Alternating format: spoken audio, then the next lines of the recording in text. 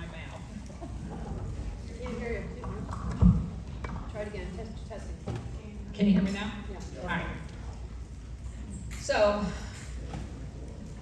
this is going to be one of those tough love conversations.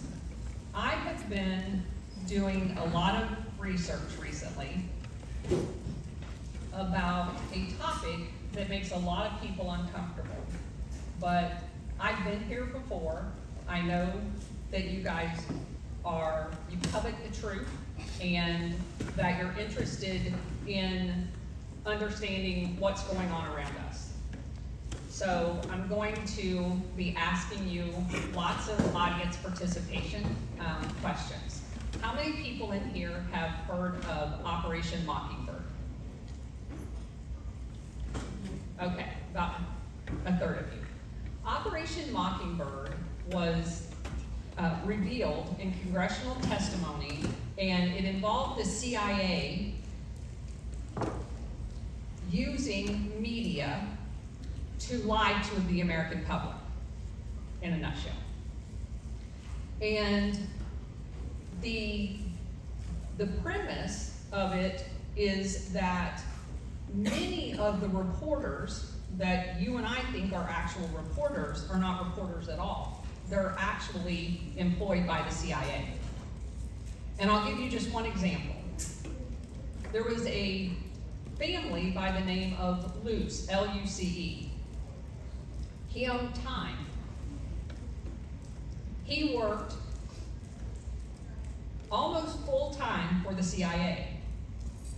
And the Magruder tape was found in Life magazine's safe of the assassination of JFK. Not in the FBI safe, in Life safe, which is totally weird, right? Why would that be? Well, I ran across his wife in my research about what we're going to talk about tonight. We're going to talk about Operation Gladio. Now, I spent, y'all know, 30 years in the military, and I have a master's degree in strategic studies from Air University, and I've done a lot of research. My library's probably got about 600 books, and every one of them is nonfiction. That's what I love doing. I've never heard of Operation Gladio, and I thought that was really weird. So when I came across it in a book, it was actually referred to as stay-behind units. What's a stay-behind unit? That was totally a weird topic because it was talking about military capability.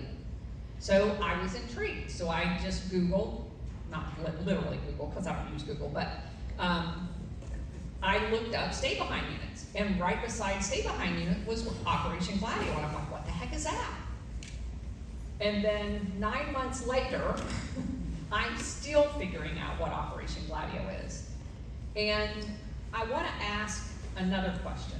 How many people believe what they hear on the nightly news? Anybody? Okay, so if they're lying to you today, when did they start lying? Does anybody know? So I could ask you, who has heard of the phrase drinking the Kool-Aid? Where did that come from? Jonestown. Jonestown. Did they lie to us about Jonestown? 1000%.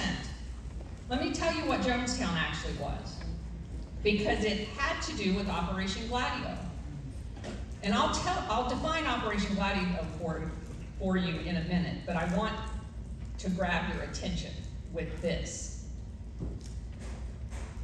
The CIA actually also ran a program called MK Ultra, which was experimenting on the US population with LSD in San Francisco. Where did Jim Jones' church move from Indiana to where? San Francisco. He was involved in MK Ultra. He was designated a foster home by the local people in San Francisco, and kids were dumped off at his church for housing. Those kids were used, and I won't go into what they were used for, but they were used by local politicians. When a local politician who found out about this by the name of Congressman Leo Ryan, he began investigating the CIA. He proposed laws to change what the CIA was doing.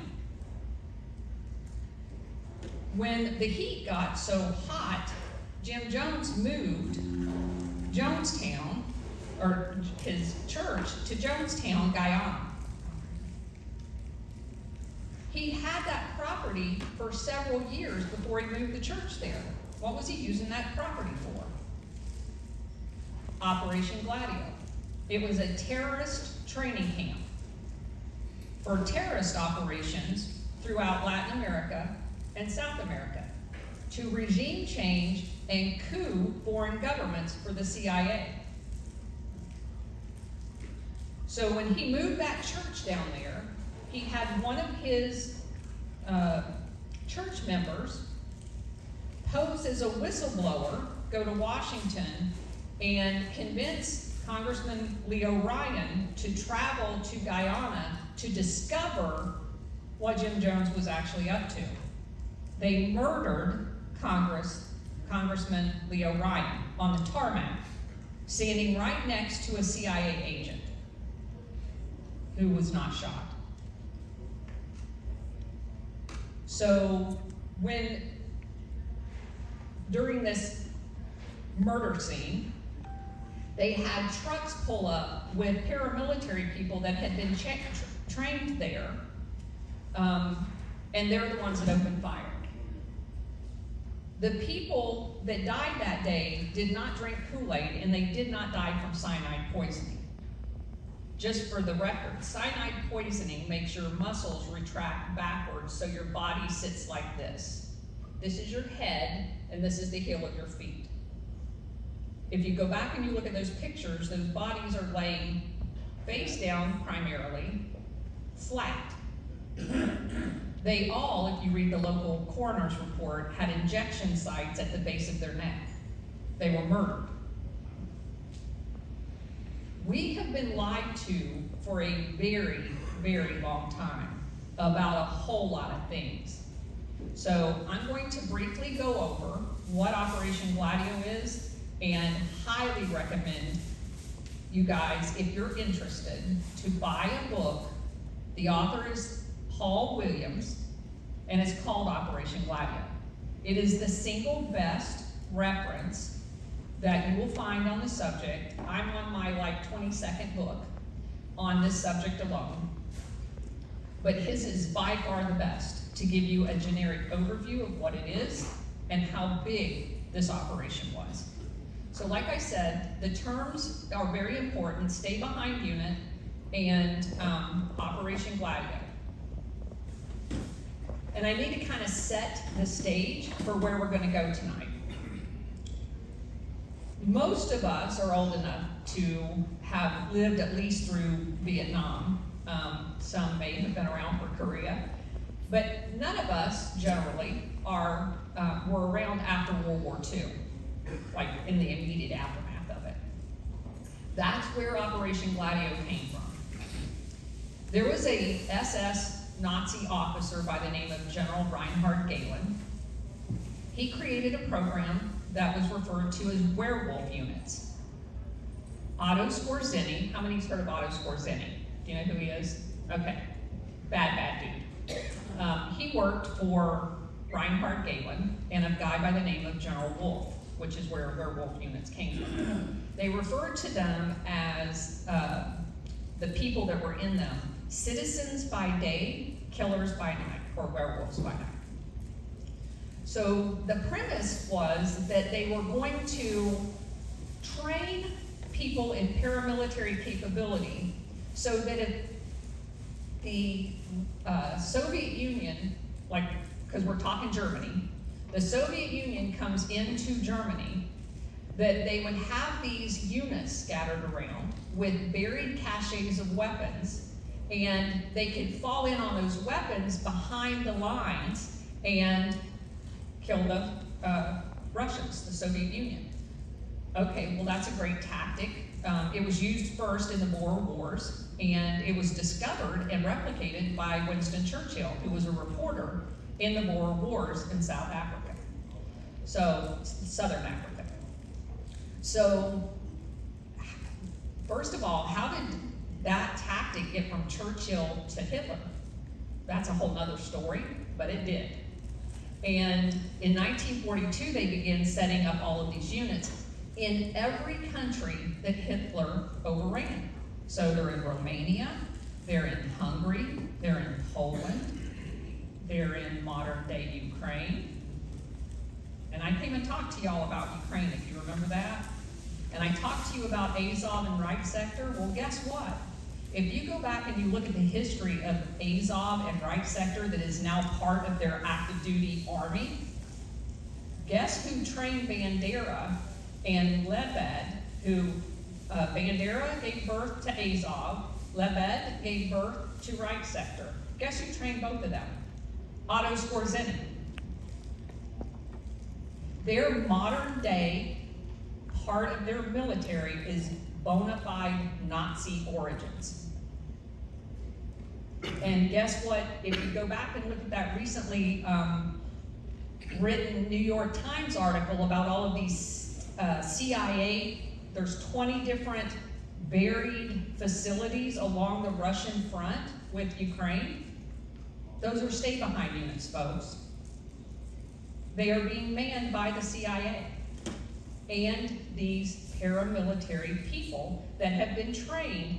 The recent attack in Russia at the Crocus, that was a Gladio attack. It was birthed in Ukraine. They trained in Turkey, and guess what? Turkey has the largest stay-behind force in all of NATO. They went back to Ukraine, launched the attack, and came back to Ukraine. Well, most of them did get back to Ukraine. So this is a big deal, and it's relevant today. So talking about World War II, that's where stay-behind units and Operation Gladio was given birth. Under the guise of Hitler, Otto Skorzeny's his trainer. And one of the things that's very important in the aftermath of World War II, we created quite a few fake countries. And people look at me and go, what are you talking about, fake countries? Well, look at a map from 1900 and look at a map from 1945. In most cases, they don't look close. You had countries like Mesopotamia, Persia, Kurdistan. They're nowhere to be seen in the after World War II map. But we have countries like Saudi Arabia, Iran, Iraq, Pakistan. Where did Pakistan come from? It's a completely made up country. So who drew all those lines? And why is where all of these new countries that hadn't been around before, where all of the wars that have been going on since World War II? That's not a coincidence. They drew a map that created fault lines of cultural, deep-seated, like 1,000-year cultural differences to create chaos. Now, you can imagine the life of my husband when I'm doing all of this research and I'm constantly going, oh my gosh, you're never gonna believe this. So I constantly do that, and he is a great supporter of me doing this research. And occasionally, he will come up with the most common sense, I can't believe I didn't think of that kind of things. So as we're going through a lot of this discovery, he comes in the room one day and he goes, hey, do you remember that show that we used to watch called Get Smart? And I'm like, I'm a little busy. Yeah. And he goes, no, this is important. And I'm like, of course I remember it. And he goes, do you remember what the two organizations were called, the good guys and the bad guys? And I'm like, no, I got too much crap in here. And he goes, it was called Chaos and Control. And I mean, just the color drained out of my face, and I'm like, well, I won't tell you what I said, because it's not nice. I was like, oh my gosh, that's exactly what they're doing. They create chaos in order to control us. That's it, guys. And what's the name of the show? Get Smart. They are daring us to learn our real history and wake the heck up and get smart. If you want a fun little rabbit hole, go look up who created that TV series. It'll tell you a lot. Too much for this particular setting, though. So, Otto Skorzeny was hired. Well, first of all, let me tell you General Galen's story. General Galen is Hitler's chief of intel. So, as the war's winding down, Alan Dulles, who becomes the CIA director under Eisenhower, he's in Europe as the Office of Strategic OSS. Service. Office of Strategic Service. Alan Dulles, was in charge of the European division of the OSS, while Bill Donovan's in charge of OSS. So Alan Dulles arranges a meeting with General Galen, and he goes, y'all's gonna lose. And I know about this stay-behind unit stuff, and I want it. So here's the deal. We're gonna let you keep your job for the new West German government, and you're gonna tell me where they're all at and who's running it. He puts a 4-star Army uniform on General Galen and flies him to Washington, D.C. They spend a couple of weeks debriefing about where it's all at, how it's set up, blah, blah, blah. General Galen goes back to Germany. They lose. We go through all of this supposed Nuremberg 1.0. And that, by the way, is a whole nother story. But don't believe the people that should have been put in front of that court ever made it in front of that court, because people like General Galen did not. Otto Skorzeny actually had a trial, but it was a trial. The judge and the prosecutor both were in on making sure that he walked out the door. And he's put up and trained. He begins working for NATO. If you go back and you look at the first 4 civilians that were in charge of NATO, they're somehow tied, either the number 1 person or the number 2 person are tied to Nazi Germany. So the operation for the administration, I should say, for Operation Gladio was done out of NATO.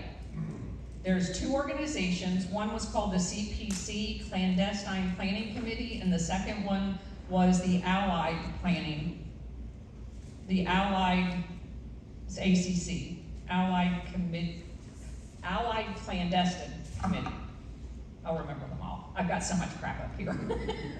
So those 2 organizations, at least one of them, the ACC, still exists today, but NATO will tell you they don't know anything about Operation Gladio.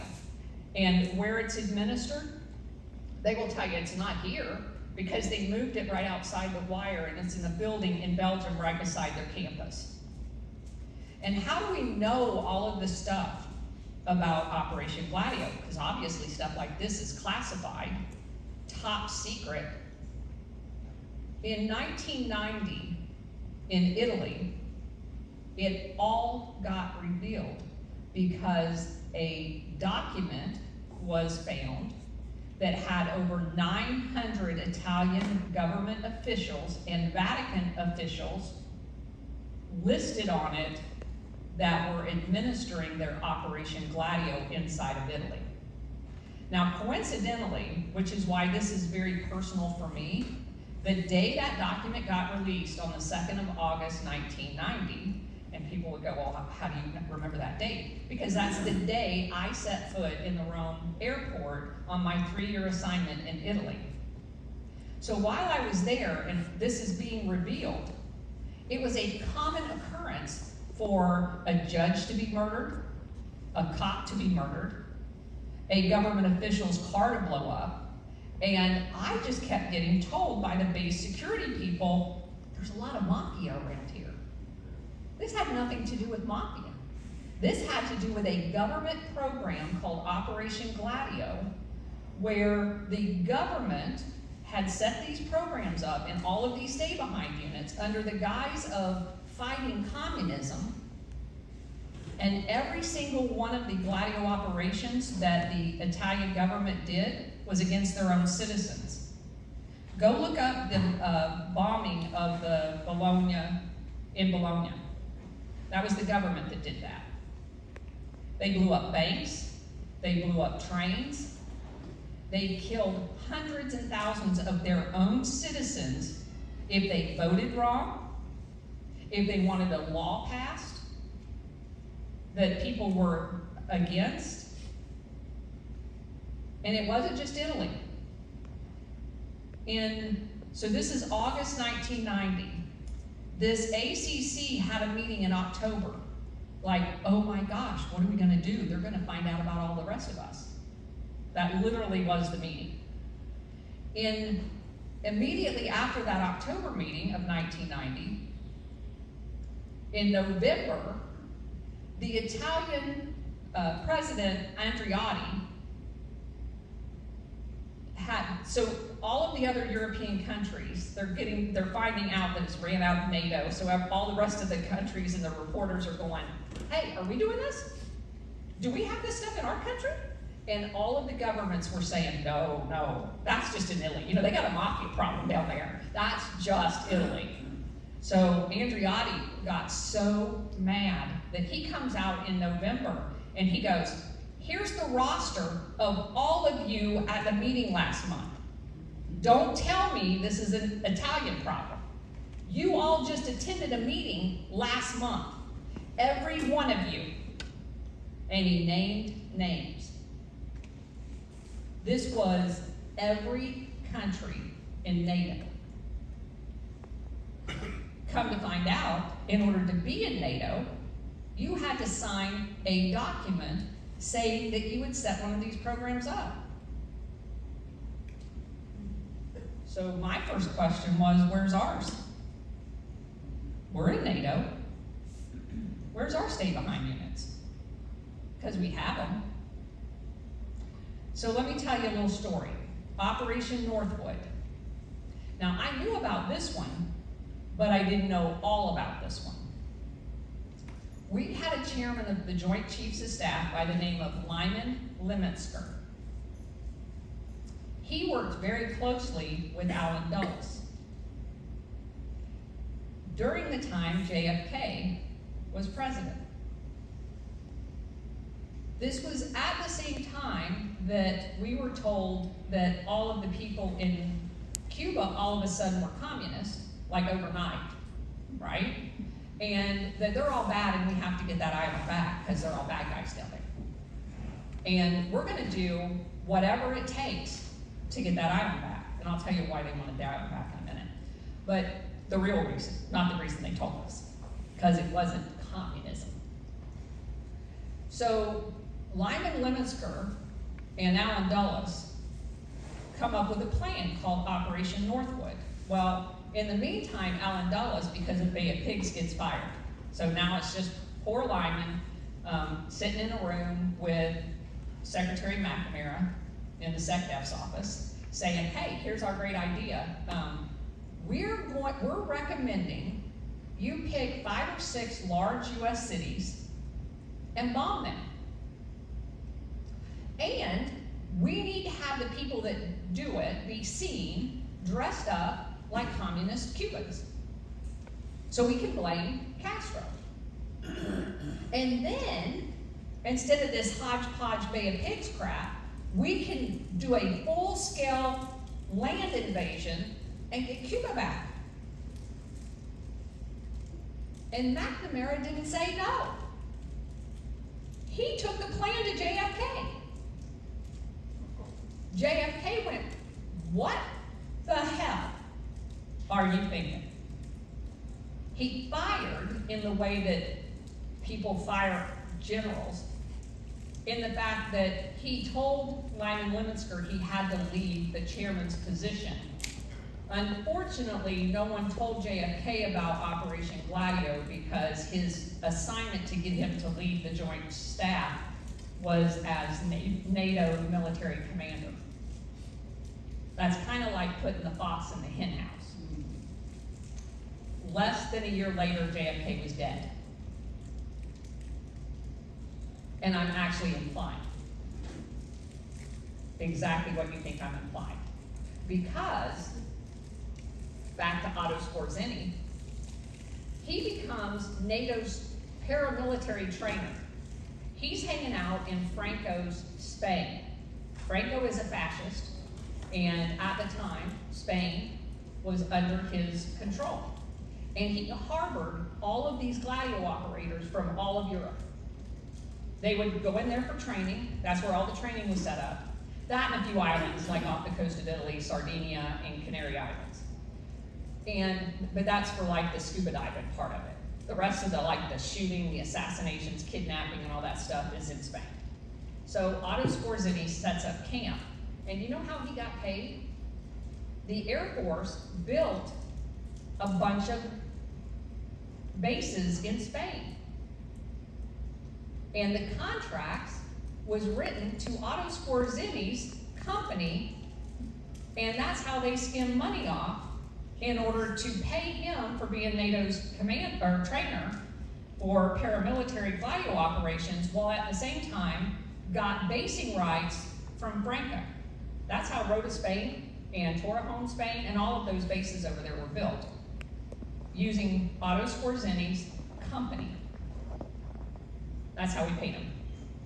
So, with our money. So, these types of things, when you start looking into this program, literally make your toes curl. And my concern was obviously how it affected us. So Otto Skorzeny finds some guys, the organization that primarily housed most of France's Operation Gladio was called OAS. Its acronym is in French, which I don't speak, but we're just going to call it OAS. And that organization had 2 people in Dallas, Texas on the 22nd of November, 1963. One was taken to the Mexican border by a Dallas police officer, and the other one was flown out of Dallas by a CIA pilot. What they did that day, anybody's guess. But most people believe they were on the grassy knoll, because we all know the whole one bullet thing is a lie. So there is connections to just about all of our history that is woven through Operation Gladio in ways that you can't even imagine. And that's kind of the most shocking part for me, having been on a NATO deployment. I find out I spent 6 months in northern Iraq with the Kurds. Well, come to find out, the reason after World War II Kurdistan went away, their country literally got chopped into 4 pieces. Part of it was given to Iran, part was given to Iraq, part was given to Turkey, and part was given to Syria. None of those countries like Kurds at all. So we've always been told that the PKK, which is their paramilitary forces, were the bad guys. They're like terrorists. Well, come to find out, they're actually the people defending the Kurds from the actual terrorists in these countries. Turkey's Gladio program goes by the name of Grey Wolf. And because Turkey has the second largest military only to us in all of NATO, they also had the largest Gladio program. You may not know this, but one of the Grey Wolves is the guy that shot John Paul II in the Vatican. Do you remember when he got shot? Yeah, that was a Grey Wolf guy. Trained paramilitary Gladio operator, deployed to give John Paul II a warning. Well, what would they be warning the Pope about? He was originally from Poland. So I'm gonna skip a whole bunch of steps, but this operation operates on black money through the CIA and other intel entities, right? So they were using the Vatican Bank as a money laundering facility. And they were charging 10 to 15% fee for money laundering because they're sovereign and no one can audit their books. John Paul II wanted to use some of that money to funnel to Poland for them to get out of the clutches of the Soviet Union. And because he made the mistake of actually talking to the Soviet Union, which this is not allowed in this business, because they used the Soviet Union and communism as their bludgeon to hit us and scare the living crap out of us, right? So he wasn't allowed to talk to them, and he made the mistake of doing that. That was his warning to stop doing that. And he didn't do it anymore. And you may remember, if you're Catholic, the Pope, I don't know if it's the one right before him or the one before that died after 33 days in office. John Paul I. Yeah, 33 days. He was poisoned on the night of the 32nd day and died the morning of the 33rd day. And he was poisoned with arsenic. And the nun that found him was disappeared because she was the only one not in on it that could have told how he died. And the reason why they killed him is because he found out the Vatican Bank was money laundering for him. He had scattered on his bed all of the paperwork that he was going to go to the press with to stop it. So this program, this operation has been going on for a very long time. And of course, the outstanding question becomes, why don't we know about it? Why don't we know about any of this? And what it does is it forces you to go back and look at all of our history in a completely different light. Let me tell you one other story about NATO. How many in here knew that NATO was not originally stood up in Belgium? Does anybody know that? Where was it originally stood up? Down south. Paris. Yeah.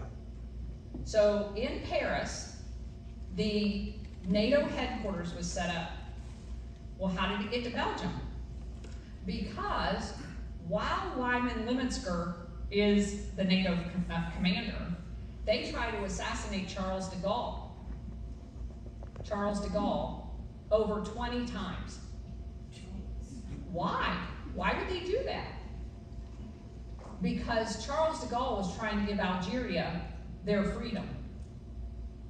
And no one wanted to give any of the countries in Africa their freedom because they were used as slave colonies for the Europeans. And if you don't believe that, go look at the history of the Congo. The Congo elected a prime minister by the name of Lumumba. The CIA killed him. And do you know who was in the country when he was murdered? Otto Skorzeny. He created the plan to assassinate Lumumba. So Lumumba got fired after they paid off the president as the prime minister, but he wouldn't shut up. And the reason he wouldn't shut up is because the Congo had been a Belgian colony for over 100 years. The king of Belgium had used it as his personal playground. It had gold and diamonds and everything. Then they found uranium. And everybody wanted the uranium because we were in the middle of building nuclear weapons. And there's one particular area where most of all of the resources for the Congo is, and it's a place called Katanga. And so Belgium's idea was, we're just going to make it look like we're giving them their freedom. We're not actually going to free them. They were told, they being the prime minister and the president, your people can be enlisted in the military. They're not going to run it. The Belgian officers are not going to leave. Oh, and by the way, all of the resources you need to run your government, you can't have them either. We've already put them under contract with people, and you can't change those contracts. The United States had 100% of their uranium being delivered to the United States. And Lumumba said, yeah, that's not going to work. He traveled to the United States to try to work out he was fine with the United States having it. He wasn't fine with them not getting any money out of it. So he came here and engaged, because the government wouldn't see him. So he engaged private industry and said, hey, you want to make a deal? And the State Department came right behind him saying, don't do that. So of course he goes back, and he immediately, skirmishes start with the Belgian officers in the military. So he picks up the phone to the Soviet Union and says, hey, I need help. They're going to hit me. Well, then our Mockingbird media starts immediately printing, he's a communist. No, he's not a communist. He actually came here. He actually was doing reforms. He was building schools. He was doing everything. He wanted to model his country after the United States. We're the ones that said no. So a phone call gets made to Otto Skorzeny. He comes in country.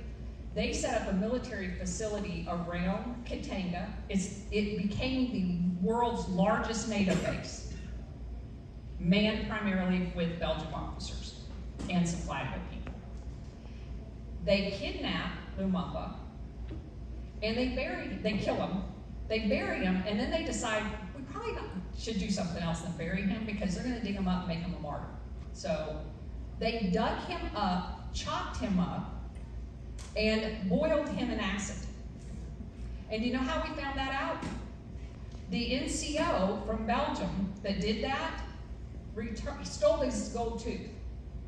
He returned that tooth in 2020 to the government of the Congo and told that story. This stuff is crazy. And I can take you, there's a subset of Operation Gladio called Operation Condor. That was just the coups that we did in South America. Like every single government, through the CIA. Interrupt you, I love what you're saying. Excuse me. You know what really helped me is listening to one of your lectures when you mentioned, oh, it's pricing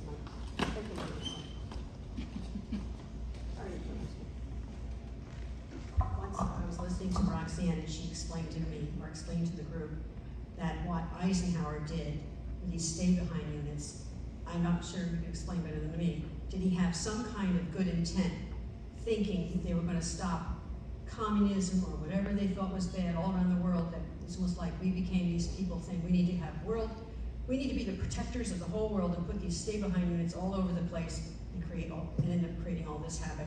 And I know there's much more evil intent than that, but that gave me a view of like, why would they do this? Put all these people in these countries so that we have control. So that obviously is the next question. You have to back up a little bit further to the late 1800s. And you find an organization called the Fabian Society and the British Round Table. And at the time, they had decided that we're going to create a new world government. And we're going to divide it up into sections, like Pan America would be America and South America. The British Empire, Germany would head Pan Europe, and then Pan Asia. Well, you notice right away I didn't mention Africa.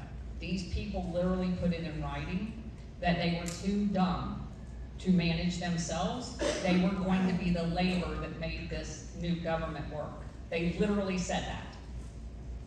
So Anthony Sutton wrote 3 books, and I highly recommend the books. It's Wall Street and the Bolsheviks, Wall Street and FDR, and Wall Street and Hitler. And basically, it articulates the why. These Fabian Society people had decided that they're going to test run multiple different governments, types, that allowed them to maintain monopolistic power with a dictator in charge.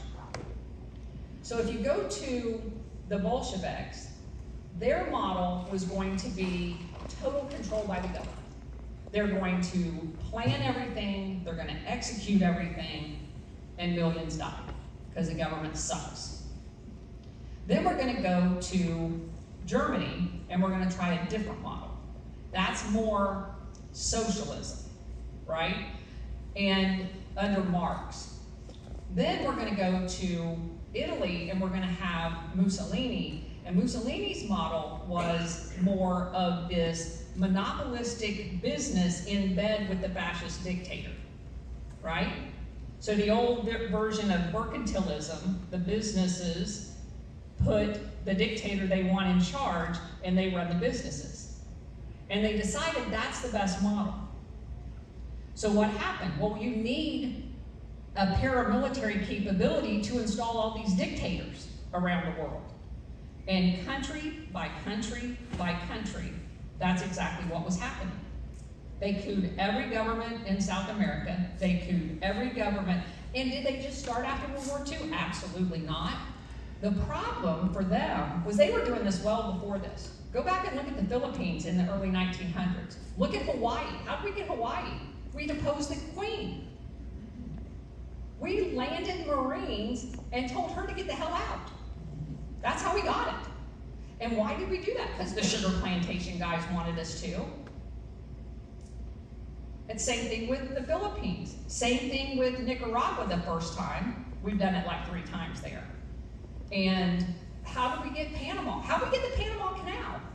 Oh, we stole Panama from Colombia. Panama is another one of those fake countries. They were actually part of Colombia. Colombia said, if you want to build the Panama Canal, you got to pay us $40 million. They said, screw that. We're just going to take it. And they did. They landed Marines and took the country. And the minute that they did that, the U.S. calls up and goes, okay, we recognize that. That's a country. Colombia, you're screwed. Life goes on. We've done that more than once. And so, again, when you start looking back at history in light of knowing what we now know about Operation Gladio, you can now look at things completely different for what they really are, not what we were told in school. The hardest part of all of this is for anybody that's ever been in the military. I spent 30 years in it. I was in many of these places. I was surrounded by this and didn't even know it. Anybody hearing this for the first time? Yeah, exactly. And the first time I heard it, it was like being hit with a ton of bricks. Because it makes you question what you did. But I can tell you what we did came from our heart based on what we were told. And so you can never internalize any of this. But what we can do is make sure we stop doing it. And let me tell you, they're still doing it. I gave you the example of Ukraine. That's what they're doing with Ukraine. They are trying to destabilize Russia and overthrow Putin. If you go around Belarus has stay-behind units being created by the actual Belarus president to ward off the stay-behind units that Ukraine/CIA put on their borders. He's actually training the forces. They're in Lithuania, ready to pounce into Belarus. Ukraine has them ready to pounce into Russia. Georgia, the country, had them as well, ready to bounce into Russia. They are trying to surround Russia because Russia cannot be controlled. And Russia is an alternative source of weapons for countries who want to stand up against tyranny and not have their governments overthrown anymore. That's what's happening in Syria. They can't get rid of Assad, and that totally makes them mad. They had tried from every angle. What was Lebanon and Benghazi? Them running guns to ISIS to overthrow Syria. That's what that entire operation was, in a nutshell. So they will surround any country that they don't like. This just blew me away. We just did an extensive research project on Guatemala and Nicaragua. And because, of course, that's Iran-Contra. We all lived that, right? That was totally Operation Gladio. The actual Contras were the Gladio operators that Ronald Reagan was paying and equipping Gladio operators. The Sandinistas were actually the people that had overthrown the CIA-installed dictator. And finally, in a fair election, they had elected one of the Sandinistas as president. The CIA was going to have none of that, and why? Because there was a company called, the whole monopoly in bed with the dictator scenario I just told you about, United Fruit. Look that company up. It's a Rockefeller/CIA front company that was doing business down there, and their market, they're now Chiquita Bananas, by the way, but they were United Fruit. And they monopolized 42% of the land that was tillable there. They only actually farmed about 10%, wouldn't let any of the other farmers on it. And they paid 0 taxes, 0. So those types of arrangements had been made all over Latin America, all over South America. And people began rising up. That's what the Sandinistas were. They were the people rising up, throwing off the CIA-installed dictator. And we, the United States government, armed the paramilitary Gladio operators in the form of Contra. And we launched attacks on them, on the good guys from Honduras bases and from Costa Rica. And none of it got found out until an aircraft went down in Nicaragua. And it was that crash that kind of blew everything up. So I go back to my very first question. Mockingbird media, and you really can't believe, and we all know it now. We've lived the last 3 or 4 years, right? We know they lie about everything, but it never dawned on any of us to go back and say, what else did they lie to us about? As it turns out, a whole bunch.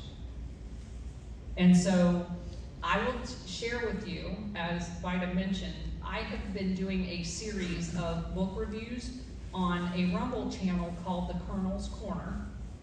And we take books like this, and a lot of them, and I go through chapter by chapter with all of the other research that I have done and explain to you how things have been portrayed to us, what part's true. And I always ask everybody, check my work. Don't take my word for it. That's what got us in this place to begin with. Do your own research, read the books, and your mind will be as blown as mine. That's about what I got. Do I have any questions? Everybody.